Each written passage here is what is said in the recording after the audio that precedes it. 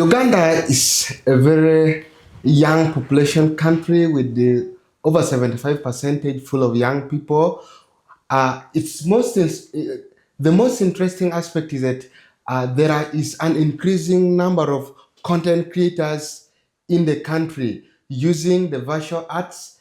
If you go around TikTok, YouTube, Facebook, Reels, you find a lot of virtual content being created in the country. So today we dive into a conversation and we dive deeper into a perspective of seeing how these young arts, these young creativities can be converted into something meaningful to the country, not only to the country, but to the content creators. The journey of content creation is a journey that is guided in the country by sets of policies, sets of regulations, and sets of frameworks, which today we shall dive deeper into understanding some of the key things. With us today, we have one of the most amazing, interesting, inspiring guests from one of the renowned school, one of the biggest schools that has ventured much into building arts industry in the country. That is Media Vision Academy, for those who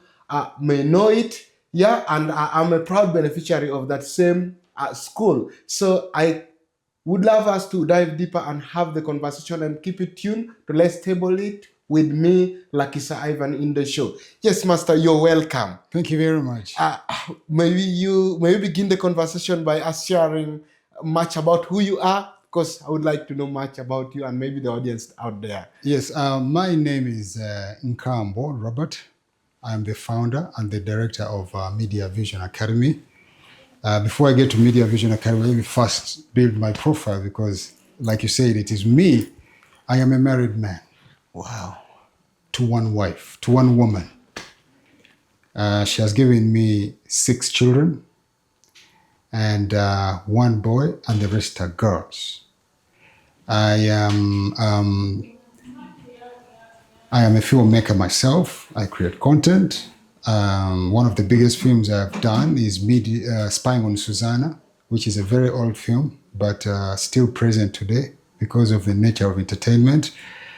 I also have done several short films, fiction films. I also do documentary films. Currently, actually, I'm very busy creating a number of documentary films for organizations, individuals, societies, communities, and so on.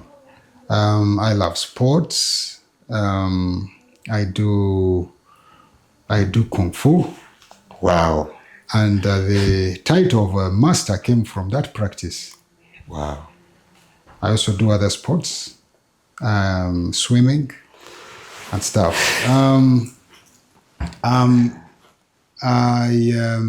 also a teacher of film and other things to do with media at the Media Vision Academy. Wow. Yes. Yeah, nice meeting you this day. And I wanted us to begin a conversation by interesting myself. Last year, I saw you with some creative actors and actresses from Nigeria, Ghana, at I think an award ceremony. So what's up? What's up is cooking out. Wow, that was the Icon Awards. The Icon Awards is one of the biggest film festivals we have in the country. It recognizes quality, excellence in the films, in the cinema circles. And I was there on that film festival. Icon Awards, I don't want to speak for Icon Awards, but at least the little I know is that Icon Awards is expanding and it is involving other African filmmakers, but mostly they were focusing on the Ugandan filmmakers, awarding them for their excellence. So for the Icon Awards that I attended last, I was presenting the award to the best short school, what do they call it? There's that category that goes to the school. High school? Not high school. Best, we call it best, there's an award that goes to the best student film. Yeah, so I was privileged to present that one, and it was an amazing event, honestly. So that is the icon awards. And whenever we have such festivals, you can see that the filmmakers are driven into excitement and they rush back into production to create more, but with quality. Create more with quality. And Yes.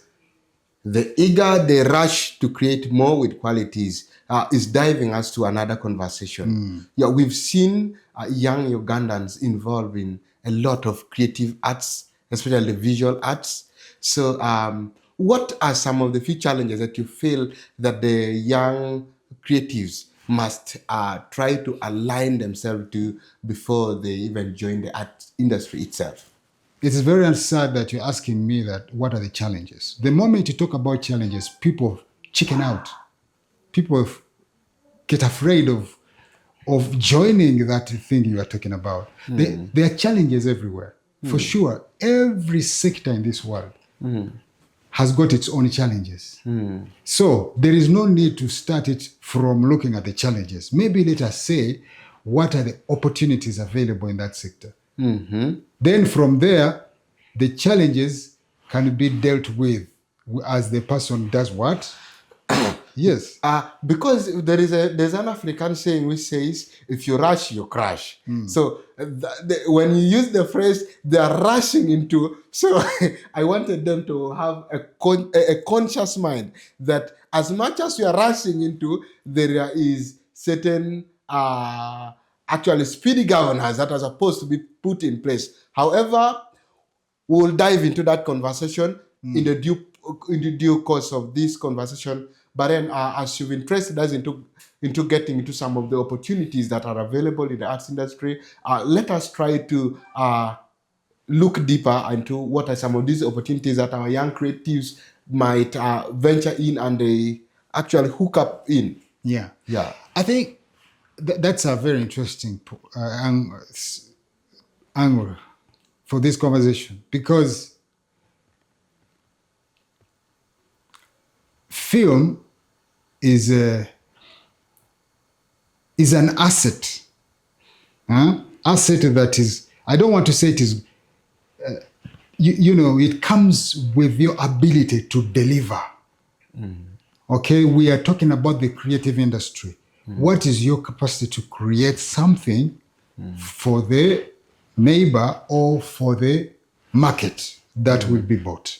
Now, this is the entertainment sector we are talking about. In the entertainment, there's film, there's theater, we have music, and so on. Now, when we come to film, which is screen, we have an incredible opportunity of engaging as many youth as possible, because it's enormous. It's quite big. It can engage youth in very different areas. We call them departments specifically in the film language. But now, these departments are the ones that present the opportunities. You can be a script writer or a screenwriter. A screenwriter will get their money paid to them if they write a good script. You can be somebody who produces. A producer is like a manager for the project, making sure that there are resources to undertake the project and they are used effectively. Then you also have people who can work as production assistants. You go to above the line, you have the director who is going to convert the story into a visual form. You have people like the assistant director. You have a cinematographer. You have a cameraman. You have a camera operator. You have a camera assistant. You have all these. You have actors, the ones we see on the screen. You have sound recordists. You have gaffer people we have electricians. The list is very long for just one single project. Just one single project. So that is where the youth can go and exercise their creativity to get something. Now, when people go on location, they get paid. Yeah. So that means beyond just seeing the actors, the actresses we see, there are a lot more people behind the scene that actually employs the population. Very interesting. That means the art is employing majority of people into it, and it's even lacking majority of people. That means there is an existing opportunities. Actually, sorry to interrupt you. To understand it better, if you watch a movie up to the end and you see those credits, those are names of individuals who have participated in the creation of that project. Now, the list of names is the number of beneficiaries on just one single project. That's why we are saying that this film is an amazing tool to employ as many youth as possible. You get the point? I am getting right. And I had a friend of mine who told me that when you read those credits and they're less than 5 minutes, just to know that film was not strong enough. It did not employ enough people. But now you can imagine, Michael has just been released. If you watch those credits, 20 minutes credits. 20 minutes. Hey. Giving credits only. Yes. Wow. What a magnitude of projects. Yeah. Now, I don't know. Sometimes, actually, majority of young people have interest in joining the acting aspect of it. Yeah, because majorly we see the actions. So you get yourself admiring one of the characters in the shoots, and you find yourself getting interested, and you feel like playing a role. Are there some things that one must consider before joining the art itself? Okay. For me, I look at things differently. Okay. I know there are certain principles that usually people get or they receive, maybe in schools, maybe in what, for them to be able to join into anything. But me, the first thing I consider is the passion.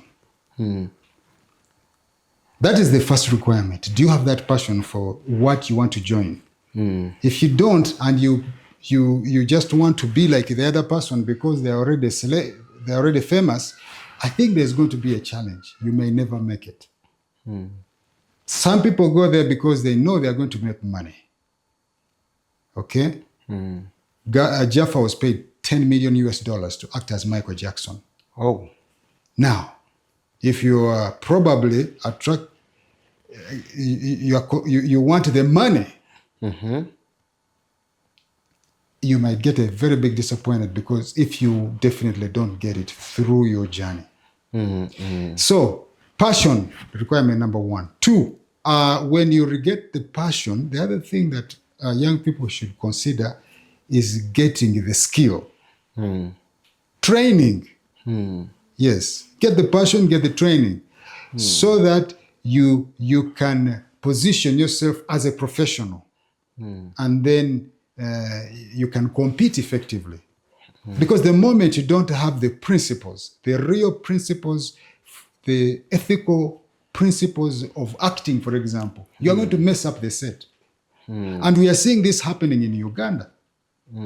You hire, you cast, for example, my son Ryan to Chirega to come and act in a certain role, and then the guy comes 10 or 30 minutes after we have already, after the call time, arriving late, disrespecting the director, making a lot of noise on set, confusion. All of those are ethical issues that need to be learned in school. In school, yeah. Then the third requirement that somebody who needs to join is being able to promote themselves. You have to plan for that. When you join something, it doesn't matter how good you are, but the moment you do not promote yourself, no one will know your capacity. No one will know your talent, how good you are. True. So you market yourself, and then the rest is history. Wow. The rest is history. You need to have passion. That is from Master Kambo for you, the master in Kung Fu. I don't know if I'm right. So now, as a school director, of the art industry. I believe some of these requirements you've been trying so much to as in align the mindset of the the students who are going to graduate from maybe to act to play different roles within the film industry. So do are there opportunities of absorption of these learners as they come out from schools, or is there another training, like for example we've also seen with lawyers, they need to go to, is it LDC, That's a good. to as in practically get themselves acquainted, because I understand to be in front of a camera is something, for the first time it actually scares you. Yeah. So what transitional method that you have to ensure that some of these are addressed? Yeah. You've brought in a very interesting example of law. For somebody to practice, they have got to be accredited by the LDC, Law Development Center. For somebody to act film, we do not have anybody that has got to accredit them. Oh. And that is very sad. Oh. It is very, very unfortunate. I don't know, I need to research and find out what happens in other countries, but standardizing delivery is very important in any business, in any market. If LDC was not there would be a lot of confusion in the judicial system of this country. Sure. If Mulago, they did not conduct The training practice for the for 2 I think for the they go for doctors. 2 years after Yes, they yes. graduate. Yes. There would be chaos in the health sector. So, film is currently facing that issue. I don't know how you identify. It is a very big problem. Actually, at the moment in Uganda, it doesn't matter where you are coming from, who you are, what background you have. Anyone can just join the industry and do what they want. And that has been one of the factors that has held back the film industry. We are failing to standardize the industry. So everybody does what they want. And I don't know what disease is in people's heads. When they get to the camera, they think they are bosses. They start, you can't even talk to them. They don't listen. It spoils the entire production. And at the end of the day, you have a stale story. Oh. You have a stale story. First of all, you find that these are the guys who are saying that for me, I'm self-taught. Okay? Because I'm self-taught, I know what I want. And then he tells you I'm a graduate of YouTube, which is okay. You can graduate from YouTube, but still you need certain ethical principles in you so that you can be able to deliver. I know a lot of directors who are complaining about the teams that they're working with. So many directors are complaining. They are not, even I just give an example of time management. That is ethical. Oh. Yeah? And by the way, it is even linked to the culture of Uganda. Ugandans with the time, unless they go through training, they will never realize that time is a very important asset in anything you do. Ugandans with time. Oh my God, you say, the bride and the groom are arriving at 4 at the reception. You just go to the wedding and tell me what time they will arrive. Oh. 7 p.m. Those Sure. are issues of time. Sure. So it goes into the culture, it goes into the professions, it enters film, and it spoils production. Oh. So one of the reasons why our film is still lagging behind is just because of those ethical issues, those serious things. Yeah. If there was a way of standardizing. Of late, I've been seeing statistic of how the industry, I mean the visual art industry, has contributed to the economy of this country. At least 42 trillions. Actually, in the financial year 2021-2022, it was around it was around 21.2 trillion. But in the financial year 2022-2023, it rose to around 41.2 trillion. So, meaning the sector itself is contributing to the economy. Don't you think if government interests themselves in having just a regulatory a framework, like we've cited an example of LDC, don't you think it can give in an input? Or because I understand in one of the budget's allocation, the government gives around 28 billion to the art industry that is managed by UNCC to be a revolving fund to those that are operating within the art industry. Don't you think if just funding is directed towards having an institute, maybe for this one financial year, the fund is directed towards having an institute that will regulate, that will manage the ethical questions that you're raising? Don't you think that could be in a good direction? No, obviously that would be a tremendous idea. We need accreditation. We need to standardize. We need to regulate the industry. That would be amazing. Unfortunately, I think everything has got there's tapes that sectors have got to go through in order to achieve excellence. For example, you've mentioned of that fund. I think we received the sector received 28 billion. Billion, yes, which not is trillion. it is billion, yeah, right. Yes. Now that money does not only go to the film sector. It is going to the arts Industry itself. Yes, the arts industry. And the arts, like you remember at the beginning, we said there's the music, the musicians, we have the filmmakers, we have people in fashion and design, we have people in the publishing sector. Then also the traditional, the herbalists are also among into that category. Yeah. So by the time you divide it, film has got a very small, portion. Sure. And when you break it down to come down to the filmmakers, you find that a filmmaker has nothing left to really use or do some logical, meaningful work from it. Actually, we were invited to go and join circles so that we can benefit from this fund. I am in one of the circles. It is called the Filmmakers Circle. Okay? And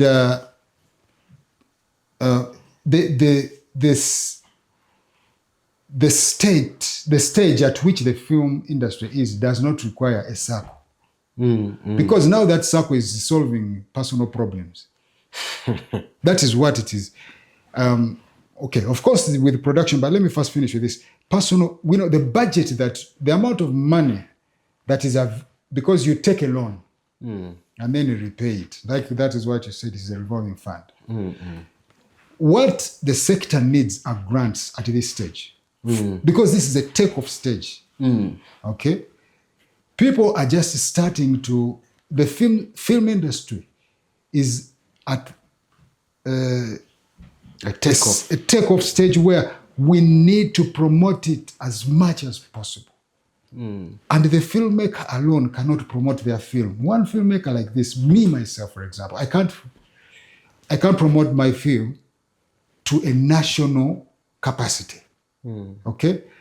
So at this stage, that fund would definitely be in form of a grant to support promotion and marketing of the films.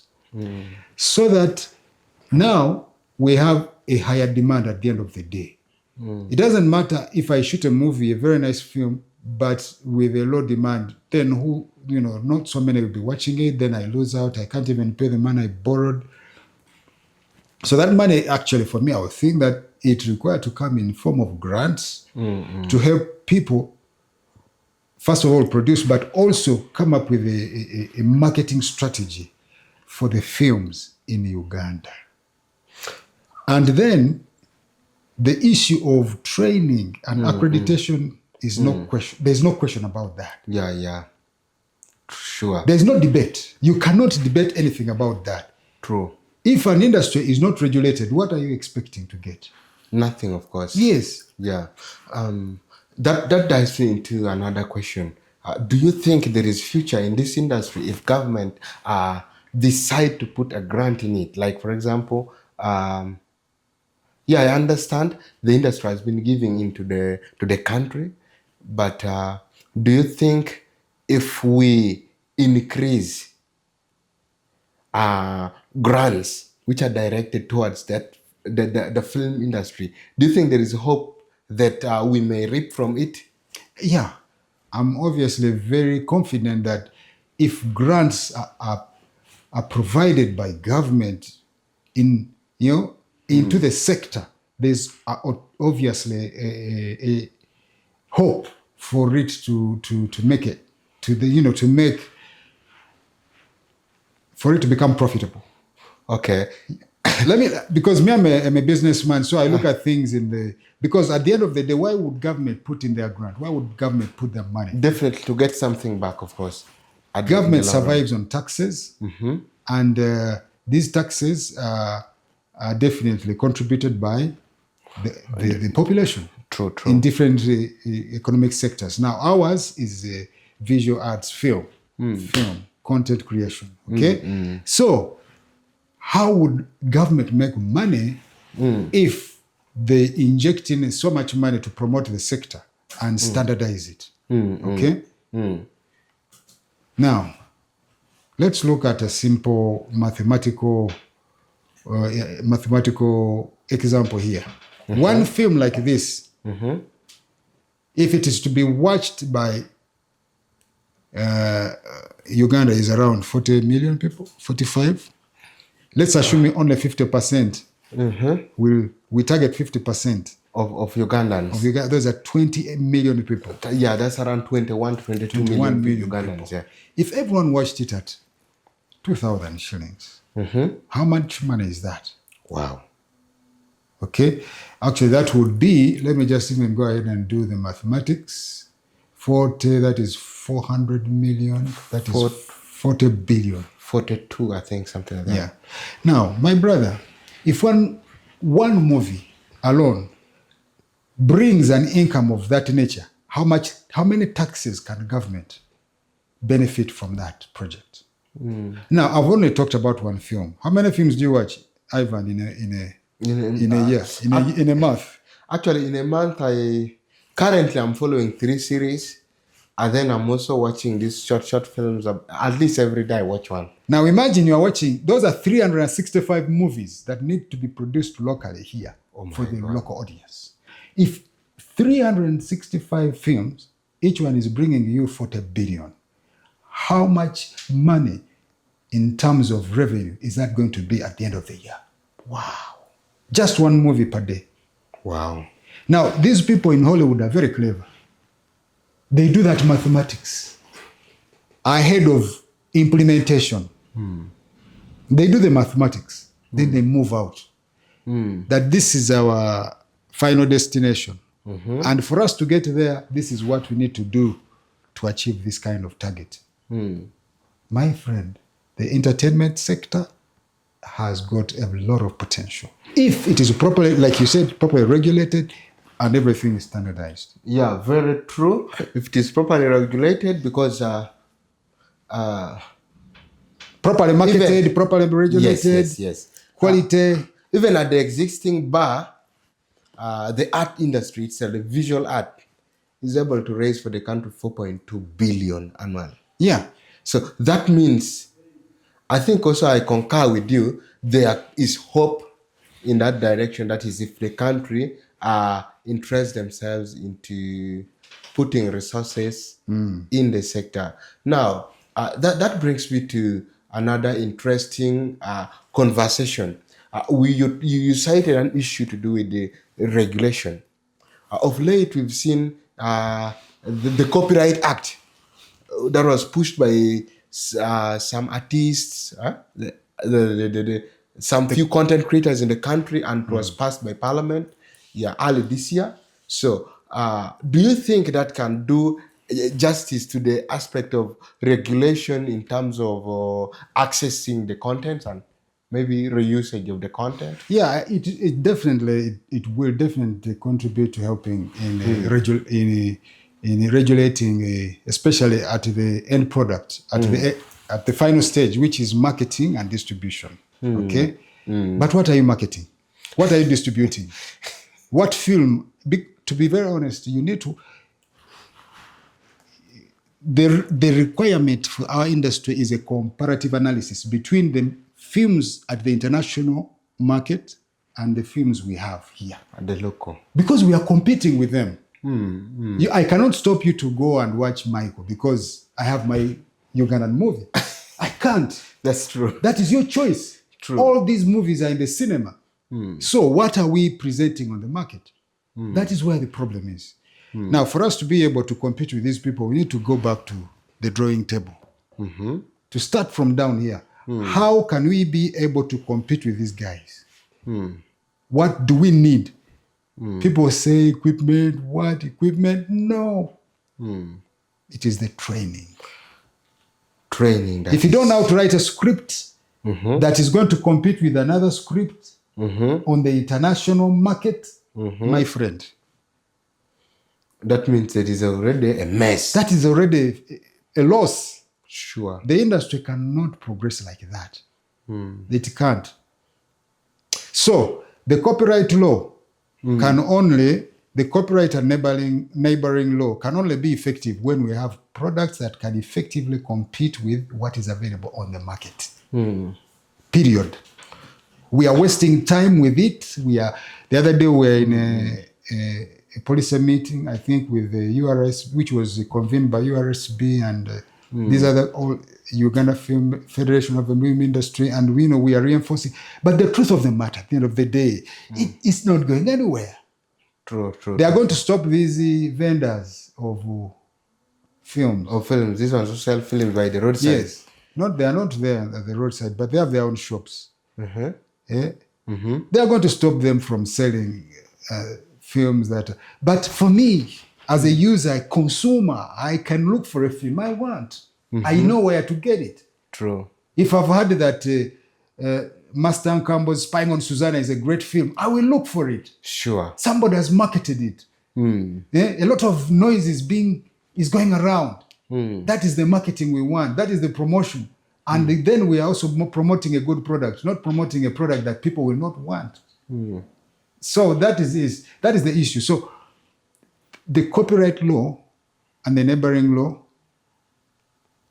was tabled in Parliament. It was approved and it was passed. But you wait, you will see what will happen. And not until we have products. You wait. Unless we have products that we can put on the market that can and have got a competitive.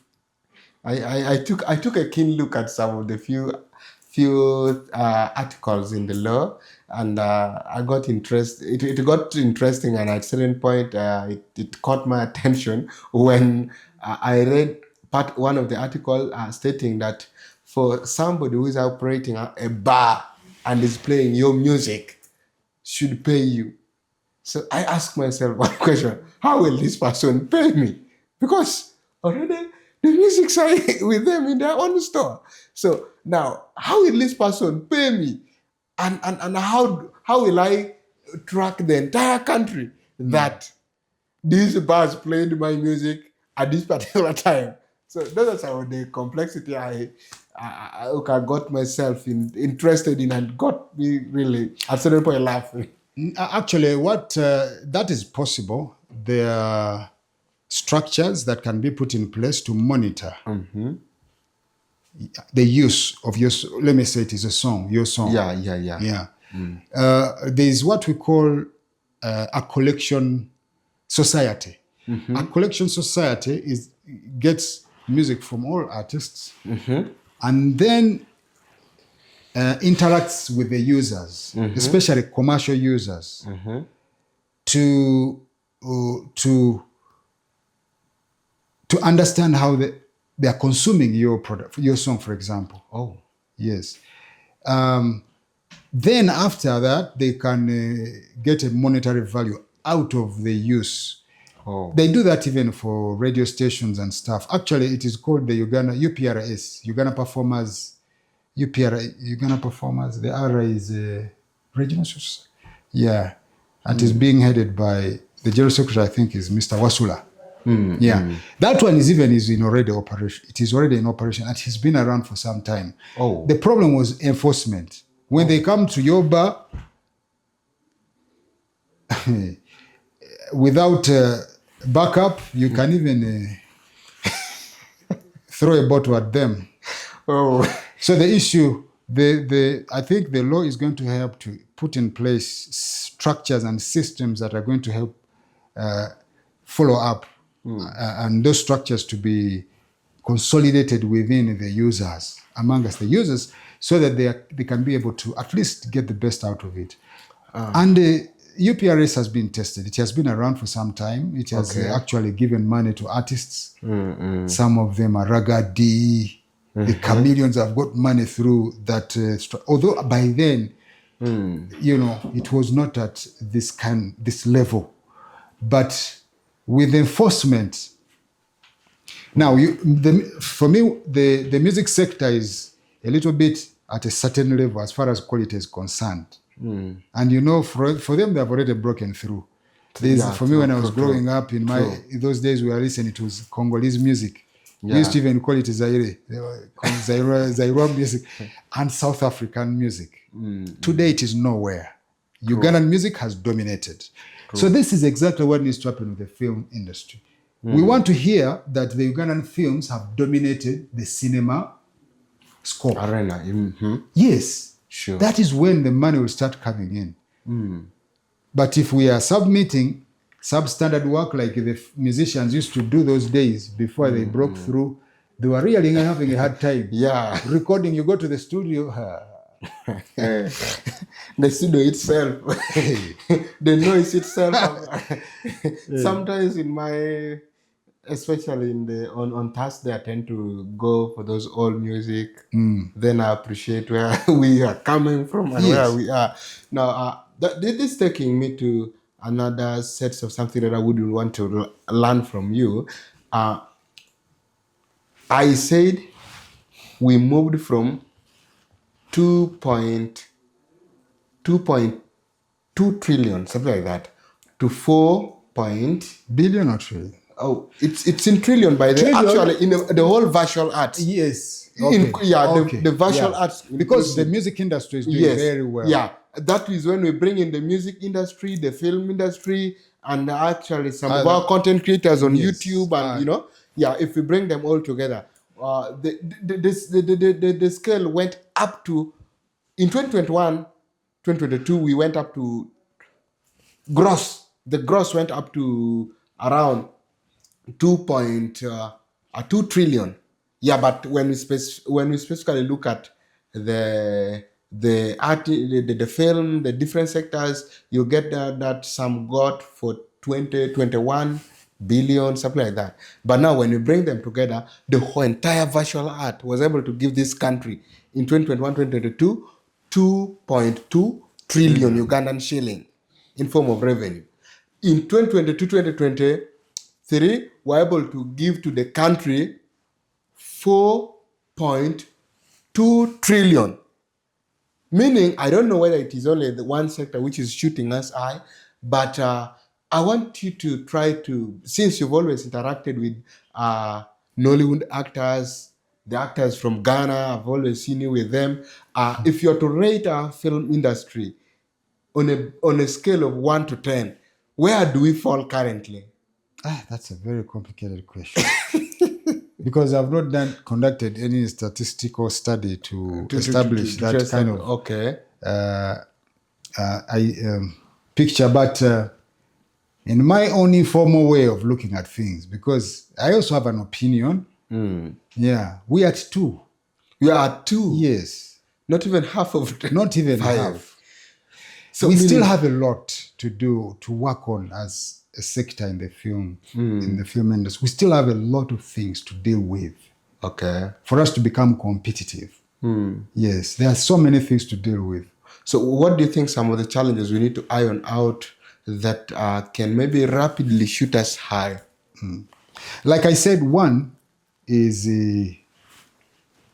capacity Building. capacity building. Yes, because it is the capacity building that gives us or positions us in a positions us in a competitive way. If you don't have, you cannot give what you don't have. Okay, and that is very important. And it is really, it has affected our industry to an extent that so many filmmakers today don't think, especially those who are practicing, they don't think it is necessary to get formal education in film. Oh my God. They find it very hard and difficult. Oh my God. Two, one of the things that also needs to be done is standardization, accreditation, standardizing the sector. Who is accrediting the film sector? Who should be allowed to operate a camera? Who? What should a director, what kind of training should a director have to be able to direct a story, tell a story? Yeah. True. You go and look for Ugandan films, you'll see what I'm talking about. That is the biggest. Actually, if we solve that issue and we have quality, excellence in terms of skills in film, the sector is going to shoot high. Actually, that is the biggest challenge we have. We saw our neighbor Tanzania is doing very well. Yeah. In terms of their storylines, you can even see the direction of the whole movie, and you can really understand that some works were put together.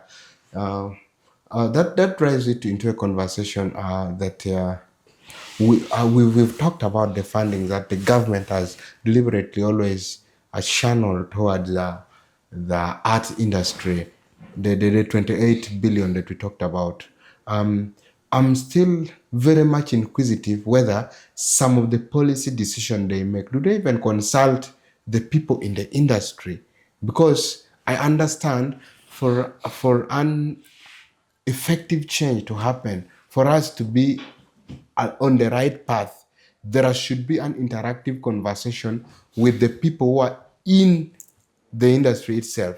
Do they consult you in some of these policies, formulation, and how these fundings are distributed? Okay, now, to be very honest, government has been consulting filmmakers. And that has been happening a lot through the Uganda Communications Commission. When the Uganda Film Festival came in, the real picture or the vision of the Uganda Communications Commission became very clear to us as filmmakers. Because when they came here, I remember in 2013, there was chaos, total chaos in the industry.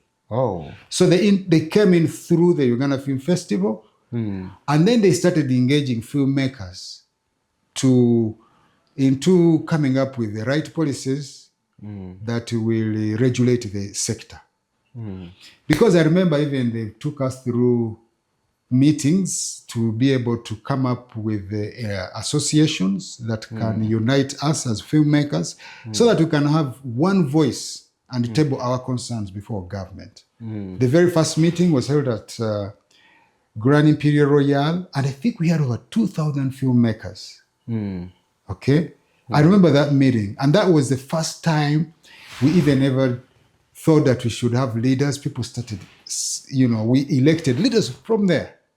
So from that time up to now, for me, I've luckily been participating in these forums. Okay. The last forum was last week, where we had a meeting with the Uganda Investment Authority in partnership with the US Embassy to look for avenues of solidifying or strength coming up of look for avenues of putting up policies that are going to, grow this industry.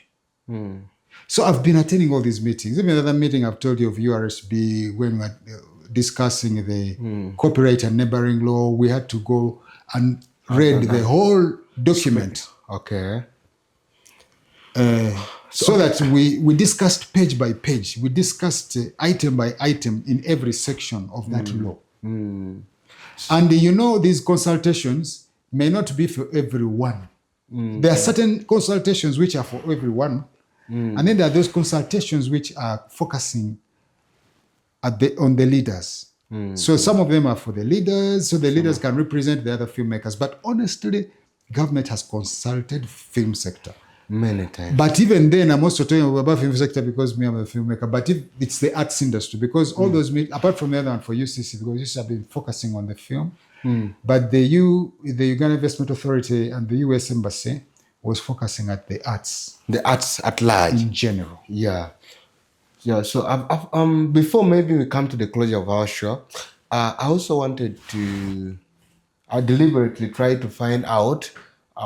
I've seen you at Media Vision Academy interesting yourselves in bringing video directors. Like I watched you with the one from Denmark.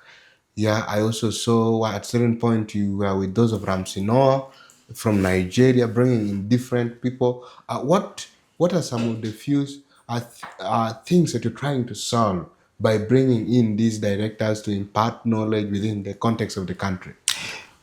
One of the main things is mentorship. Oh. And motivation. Oh. Because we need to learn from those who have made it. Yeah.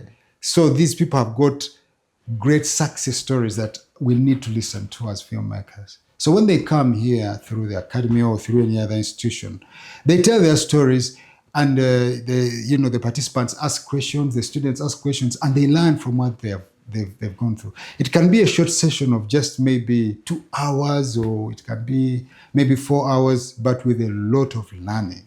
Okay? So we do such programs continuously at the Media Vision Academy to help